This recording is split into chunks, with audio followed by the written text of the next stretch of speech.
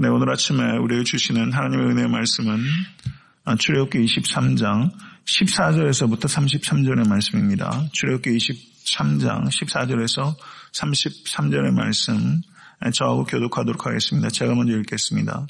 너는 매년 3번 내게 절기를 지킬지니라.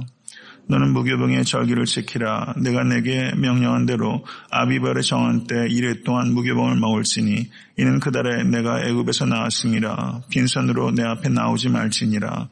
맥추절을 지키라. 이는 내가 수고하여 밭에 뿌린 것의 첫 열매를 거둠이니라. 수장절을 지키라. 이는 내가 수고하여 이룬 것을 연말에 밭에서부터 거두어 저장함이니라. 내 모든 남자는 매년 3번씩 주 여호와께 보일지니라. 너는 내 제물의 피를 유기병과 함께 드리지 말며 내 절기 제물의 기름을 아침까지 남겨두지 말지니라. 내 토지에서 처음 거둔 열매의 가장 좋은 것을 가져다가 너희 하나님 여호와의 전에 드릴지니라. 너는 염소 새끼를 그 어미의 젖으로 참지 말지니라. 내가 사자를 내 앞에 보내어 길에서 너를 보호하여 너를 내가 예비한 곳에 이르게 하리니 너희는 삶과 그의 목소리를 청종하고 그를 노엽게 하지 말라. 그가 너희의 허물을 용서하지 아니할 것은 내 이름이 그에게 있음이니라. 내가 그의 목소리를 잘 청종하고 내 모든 말대로 행하면 내가 내 원수에게 원수가 되고 내 대적에게 대적이 될지라.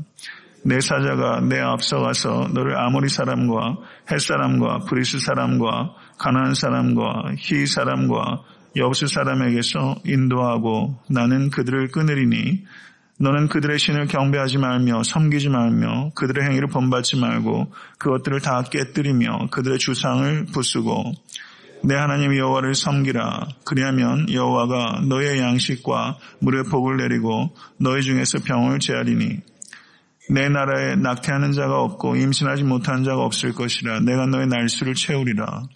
내가 내 위엄을 내 앞서 보내어 내가 이를 곳의 모든 백성을 물리치고 내 모든 원수들이 내게 등을 돌려 도망하게 할 것이며 내가 왕벌을 내 앞에 보내리니 그 벌이 히위 족속과 가나안 족속과 헷 족속을 내 앞에서 쫓아내리라.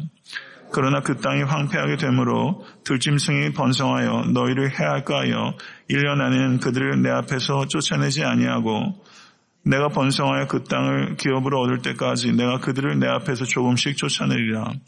내가 네 경계를 홍해에서부터 블레셋 바다까지 광해에서부터 강까지 정하고 그 땅의 주민을 내 손에 넘기리니 내가 그들을 내 앞에서 쫓아낼지라. 너는 그들과 그들의 신들과 언약하지 말라. 그들이 내 땅에 머무르지 못할 것은 그들이 너를 내게 범죄하게 할까 두려움이라. 내가 그 신들을 섬기면 그것이 너의 올무가 되리라. 아멘. 하나님의 말씀입니다. 네, 오늘 본 말씀 출애굽기 23장 14절 33절은 두 부분으로 나뉘어 질 수 있습니다. 먼저 14절에서 19절은 이스라엘 백성들이 지켜야 되는 3대 절기들인 무교절과 맥추절과 수장절이 기록되어 있고 그리고 20절에서부터 33절은 언약법전을 끝맺으면서 하나님께서 주신 권면의 말씀이 기록되어 있습니다. 순종할 때 축복하시겠다는 말씀이 기록되어 있는 부분입니다.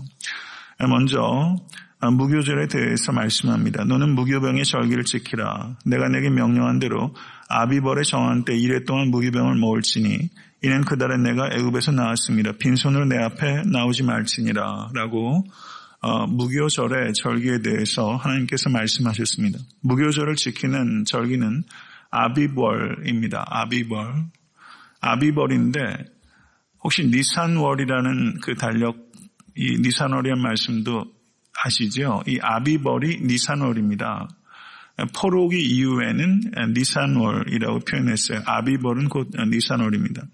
아비벌 14일에 6월절 절기를 지키고 그 다음에 이튿날인 15일부터 6일 동안 누룩이 없는 빵을 먹고 7일째 안식일에 여호와의 성회로 모이고 아무 노동도 하지 않으면서 출애굽의 구원을 베푸신 하나님을 기억하고 감사하는 절기가 무교절이라고 할 수 있습니다. 그런데 이스라엘 백성들이 광야를 통과해서 가나안 땅에 들어가게 되면 이 무교절에 또 다른 의미가 거기 더해지게 됩니다. 무교절이 보리가 막 나기 시작하는 봄철입니다. 그래서 무교절은 보리 수확 축제입니다. 햇보리를 수확하면서 그 햇보리로 무교병을 만듭니다. 그리고 거기에는 누룩을 넣지 않습니다. 옛 곡식으로 만든 누룩을 넣지 않고 햇보리로 만든 무교병을 만듭니다. 그러한 절기입니다. 이와 같은 무교절에 이러한 의미가 더해진 것은 가나안 정착 이후라고 말할 수 있게 될 것이죠. 그리고 무교절을 지킬 때는 이스라엘 백성들이 빈손으로 하나님께 나올 수 없다라고 규정하고 있습니다. 출애굽기 34장 20절에서도 빈손으로 내 얼굴을 보지 말지니라. 신명기 16장 16절에서도 내 하나님 여호와의 택하신 곳에서 여호와께 보이되 공수로 여호와께 보이지 말라라고 말씀하고 있는 것을 볼 수 있습니다. 이렇게 무교절은 하나님께서 이스라엘 백성들을 출애굽을 시키고 가나안 땅으로 인도하시기까지 이 전 과정에 걸친 하나님의 구속의 은혜를 감사하는 절기, 그것이 무교절이라고 볼 수 있습니다. 두 번째 절기로 맥추절에 대해서 말씀하고 있습니다. 16절을 보시면 맥추절을 지키라. 이는 내가 수고하여 밭에 뿌린 것의 첫 열매를 거둠이니라 라고 말하고 있습니다. 굉장히 간단하게 맥추절에 대해서 언급하고 있습니다. 이 맥추절은 밭에서 곡식을 거둔 첫 열매를 하나님께 드리는 것입니다. 곡식 수확 축제라고 할 수 있습니다. 맥추절은 첫 이삭을 벤 무교절로부터 7번씩 7날이 지난 뒤에 맥추절을 드리기 때문에 맥추절의 또 다른 이름이 77절. 77절이라고 부르고 또 다른 이름이 있어요. 혹시 아세요? 네, 초실절. 그리고 신약 시대에 이제 오순절이 연결이 되죠. 그러니까 맥추절, 77절, 초실절, 오순절. 이게 다 같은 의미예요. 오순이라는 게 결국 50일이 지난 경과를 나타내는 것이기 때문입니다. 그리고 신명기 16장 10절 11절을 보시면 내 하나님 여호와 앞에 77절을 지키되 내 하나님 여호와께서 내게 복을 주신 대로 내 힘을 헤아려 자원하는 예물을 드리고 너와 내 자녀와 노비와 내 성중에 거하는 레위인과 및 너희 중에 있는 객과 고아와 과부와 함께 내 하나님 여호와께서 그 이름을 두시려고 택하신 곳에서 내 하나님 여호와 앞에서 즐거워할지니라 라고 말씀하고 있습니다. 추수 때 이 가난한 자들에 대한 배려를 잊지 말도록 하나님께서 규정하고 있는 것을 볼 수가 있습니다. 그리고 레위기 23장 15절에서 21절의 말씀을 보시면 이 맥추절에 대해서 가장 발전된 형태로서 제사의식이 규정되어 있습니다. 그 레위기 23장 17절을 보시면 너의 처소에서 에바 10분 2로 만든 떡 2개를 가져다가 흔들지니 이는 고운 가루에 누룩을 넣어서 구운 것이요. 이는 첫 요제로 여호와께 드리는 것이며 무교절에는 누룩을 넣지 않은 무교병을 먹는데 이 맥추절에는 뭘 넣어요? 누룩을 넣은 유교병을 먹는 겁니다. 하나님께 소제를 드릴 때 누룩을 쓰도록 규정하고 있는 유일한 규정이라고 볼 수 있습니다. 그러니까 무교절에는 보리로 무교병을 먹는 것으로 시작하는데 맥추절에는 유교병을 먹는 것으로 마치게 되는 것입니다. 그래서 무교절에서부터 맥추절까지 50일 동안의 추수의 대축제가 대단원을 마치는 것이 맥추절이다. 이렇게 볼 수 있습니다. 그리고 랍비들의 문헌을 보게 되면 맥추절이 주 2세기에 여기에 새로운 의미가 하나 더 첨부가 되는데 그것은 시내산에서 율법을 받은 것을 감사하는 의미가 이 맥추절에 부여가 됩니다. 그리고 조금 전에 말씀드렸던 것처럼 맥추절이 신약시대 오순절과 연관이 됩니다. 유교절과 무교절이 예수 그리스도의 십자가와 부활과 연관이 되는 절기라면 이 오순절은 성령 강림주일, 맥추절은 성령 강림주일인 오순절과 일치하는 절기입니다. 그리고 제일 마지막으로 수장절이 기록되어 있습니다. 16절 하반절을 보시면 수장절을 지키라. 이는 내가 수고하여 이룬 것을 연말에 밭에서부터 거두어 저장함이니라. 이렇게 말씀하고 있습니다. 이스라엘의 연중 대축제들 가운데 세 번째 축제가 이 수장절입니다. 그래서 토지에서 거둘 수 있는 마지막 열매를 수확하고 올리브와 포도의 즙을 짠 다음에 하나님께 감사를 드리는 기쁨의 대축제입니다. 이스라엘 백성들이 드리는 축제 가운데 가장 중요하게 여겨지고 그리고 가장 많이 참여했던 절기가 이 수장절입니다. 그래서 레위기 23장 39절을 보시면 이 수장절을 여호와의 축제라고 부르고 있는 것을 볼 수가 있습니다. 수장절에 대해서 오늘 본문 말씀은 굉장히 간략하게 언급하고 있지만 신명기 16장 13절에서 15절에 이 수장절에 대한 최초의 세부 규정이 기록되어 있고 그리고 레위기에 상세하게 이 수장절에 대한 언급들이 기록되어 있습니다. 레위기 23장 33절에서 43절에 이 수장절의 제사에 대한 자세한 내용들이 언급되어 있습니다. 한번 참고해서 읽어보시기 바랍니다. 그리고 오늘 본 말씀 19절을 보시면 너는 염소 새끼를 그 어미의 젖으로 삼지 말지니라 이렇게 말씀하고 있습니다. 이 동일한 명령이 출애굽기 34장 26절 그리고 신명기 14장 21절 등에 기록되어 있습니다. 이 말씀을 유대인들이 오늘날도 적용해서 고기와 젖을 같이 요리하지 않습니다. 아직도 유대인들은 그렇게 음식을 하지 않습니다. 왜냐하면 고대 근동에서 어미의 젖으로 염소 새끼를 끓여 요리하는 것이 다산과 풍요를 상징하는 이방 종교 풍습이었기 때문에 아마 유대인들은 이와 같은 것을 제의적으로 금지했던 것으로 보입니다. 이렇게 하나님께서 세 개의 절기에 대해서 말씀하시고 매년 3번씩 여호와께 보일지니라라고 절기에 대해서 규정하고 있는 말씀이 기록되어 있습니다. 그리고 20절에서부터 33절의 말씀을 보시면 출애굽기 20장 22절부터 시작해서 23장 19절까지를 저를 한번 따라 하시겠습니까? 언약법전. 이 부분을 신학적으로 그 언약법전이라고 부릅니다.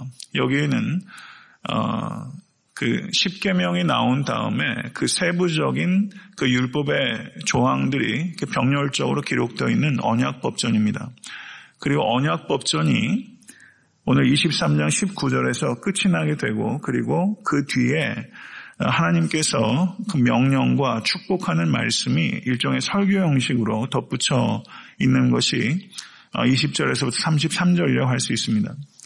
이와 같은 유사한 법률 모음들이 레위기 17장에서부터 25장까지 매우 폭넓게 기록되어 있습니다. 레위기에 기록되어 있는 이 법을 뭐라고 부르냐면 저를 한번 따라 하시겠습니까?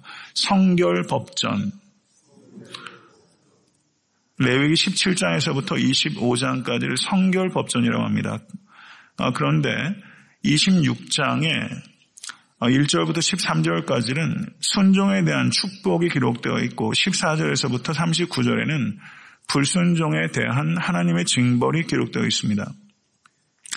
그리고 신명기 12장에서부터 27장까지도 동일한 내용을 확장시킨 법률 모음집이 기록되어 있는데 그것을 저를 한번 따라 하시죠. 신명기 법전. 이와 같은 법률 모음들이 출애굽기에 기록되어 있는 것은 언약법전, 레위기에 기록되어 있는 것은 성결법전, 그리고 신명기에 기록되어 있는 것은 신명기 법전 이렇게 말하고 있는 것입니다. 그리고 신명기 법전 뒤에 붙어있는 신명기 28장은 1절부터 14절까지는 순종에 대한 축복이 기록되어 있고 15절에서부터 68절까지는 불순종에 대한 징벌이 기록되어 있습니다. 그러니까 언약법전, 그 다음에 성결법전, 신명기 법전이 기록되어 있고 그 뒤에 축복의 말씀과 순종에 대한 축복과 불순종에 대한 징벌의 내용이 기록되어 있다는 것을 우리가 볼 수 있습니다. 그런데 오늘 본문 말씀 20절에서부터 33절의 내용을 보시면 여기에는 순종했을 때 축복에 대한 말씀들로 거의 대부분을 차지하고 있고 제일 마지막에 2절에만 불순종에 대한 징벌이 암시적으로 기록되어 있다는 것이 다른 부분과 차이점이 있다는 것입니다. 이 부분들을 살펴보게 되면 명령들과 하나님의 축복으로 분류가 되는데 21절의 말씀을 보시면 하나님의 명령이 삶과 그의 목소리를 청종하라. 22절에 그를 노엽게 하지 말라. 그리고 24절에서부터 25절에 가나안의 신을 경배하지 말며 섬기지 말며 그들의 행위를 본받지 말고 그것들을 다 깨뜨리고 그들의 주상을 부수고 내 하나님 여호와를 섬기라. 이렇게 명령이 나와 있습니다. 여기에 나오는 명령들은 주로 하나님을 향한 이스라엘의 영적인 순결에 대해서 강조하고 있는 부분이라고 볼 수 있습니다. 그리고 이와 같은 명령들을 순종했을 때 하나님께서 이스라엘에 허락하시는 축복들은 이런 것들입니다. 20절을 보시면 내 사자를 내 앞서 보내겠다. 길에서 너를 보호하겠다. 너를 예비한 곳에 이르게 하겠다. 그리고 25절에 내가 내 원수에게 원수가 되고 내 대적에게 대적이 될 것이다. 23절에 가나안 족속들을 끊을 것이다. 25절과 26절을 보시면 너희의 양식과 물의 복을 내리고 병을 제하며 낙태하는 자가 없고 임신하지 못하는 자가 없을 것이며 너의 날수를 채우리라. 27절과 28절을 보시면 내 위엄을 내 앞서 보내어 모든 대적들을 물리치고 모든 원수들을 도망하게 할 것이며 왕벌을 내 앞에 보내어 가나안 족속들을 쫓아내리라. 이와 같은 내용들이 오늘 본문에 기록되어 있는 하나님의 축복들을 제가 다 이렇게 분류해서 말씀을 드린 겁니다. 하나님의 축복을 이렇게 카테고리로 이렇게 묶게 되면 하나님의 축복은 인도와 보호, 승리, 풍요, 건강에 대한 축복이라는 것을 알 수가 있습니다. 이 축복들이 이 아침에 계신 모든 권속들의 삶 가운데 임하게 되기를 간절히 축원합니다. 그리고 28절과 29절을 보시면 가나안 땅에 들어갔을 때 하나님께서 가나안 족속들을 1년 안에는 내쫓지 않고 조금씩 쫓아내리라 라고 말씀하고 있는 부분을 볼 수가 있습니다. 하나님의 역사가 이루어지는 것이 이례적인 사건을 통해서 단번에 이루어지기보다는 점진적인 과정을 통해서 이루어질 때가 많이 있다는 것을 말씀하고 있는 것입니다. 믿음이 없는 사람들은 점진적인 과정으로 하나님의 뜻이 이루어질 때 조급해지지만 믿음이 있는 사람은 점진적인 과정을 통해서 하나님을 더욱더 신뢰하고 정결해지고 겸손해지게 되는 것입니다. 성도님들의 삶 가운데 점진적으로 이루어지는 하나님의 뜻을 분별하고 신뢰하시고 여호와 하나님을 잠잠히 기다리시는 믿음에 권속되실 수 있게 되기를 간절히 축원합니다. 말씀을 맺겠습니다. 언약법전이 출애굽기 20장 22절부터 23장 19절까지 이루어지는 것입니다. 그리고 그 율법에 대한 순종의 결과로 축복의 말씀이 지금 마무리되고 있는 것을 볼 수가 있습니다. 요한복음 14장 21절을 보시면 나의 계명을 지키는 자라야 나를 사랑하는 자니 나를 사랑하는 자는 내 아버지께 사랑을 받을 것이요 나도 그를 사랑하여 그에게 나를 나타내리라. 우리 주님의 말씀입니다. 성도 여러분, 예수님께서는 하나님의 자녀들을 율법에서부터 자유케 하셨습니다. 그런데 율법에서부터 자유케 하셨다는 의미는 율법에 불순종해도 된다거나 율법을 무시해도 된다는 뜻이 결코 아닙니다. 율법에서부터 자유하게 되었다는 것은 하나님께 받아들여지는 것이 율법의 요구에 순종함에 있는 것이 아니라 율법의 저주를 담당하고 죽으신 예수 그리스도를 믿는 믿음에 달려 있다는 것을 의미하는 것입니다. 우리가 하나님으로부터 용납되는 것은 율법의 요구를 이루었기 때문이 아니라 율법의 저주를 담당하시고 율법의 요구를 이루신 예수 그리스도를 믿음으로 받아들여지게 되는 것입니다. 이것이 율법으로부터 자유케 되었다는 것을 의미하는 것입니다. 성도 여러분, 율법을 준수함으로 하나님께 받아들여지는 것이 아니라 예수 그리스도를 받아들임으로 하나님께 받아들여지게 되는 것입니다. 이 은혜로 말미암아 하나님으로부터 우리가 용납되었다는 것을 진심으로 깨닫는 성도는 율법을 사랑하게 됩니다. 율법을 무시하거나 율법을 불순종하는 것이 아니라 율법의 요구를 감당하시고 율법의 저주를 감당하신 예수 그리스도를 사랑함으로 말미암아 율법을 사랑하게 되는 것이고, 자기의 의지로 율법을 성취하는 것이 아니라 하나님의 은혜로 율법을 성취하는 사람이 되는 것입니다. 그래서 은혜로 구원받은 성도는 율법주의자가 되거나 율법을 폐지하는 자가 되는 것이 아니라 율법을 성령 안에서 성취해가는 자유인이 되는 것입니다. 사랑하는 성도 여러분, 하나님의 계명을 사랑하시는 권속되실 수 있게 되길 간절히 바랍니다. 그리고 성도는 은혜로 그와 같은 율법의 요구를 성취해 가는 사람입니다.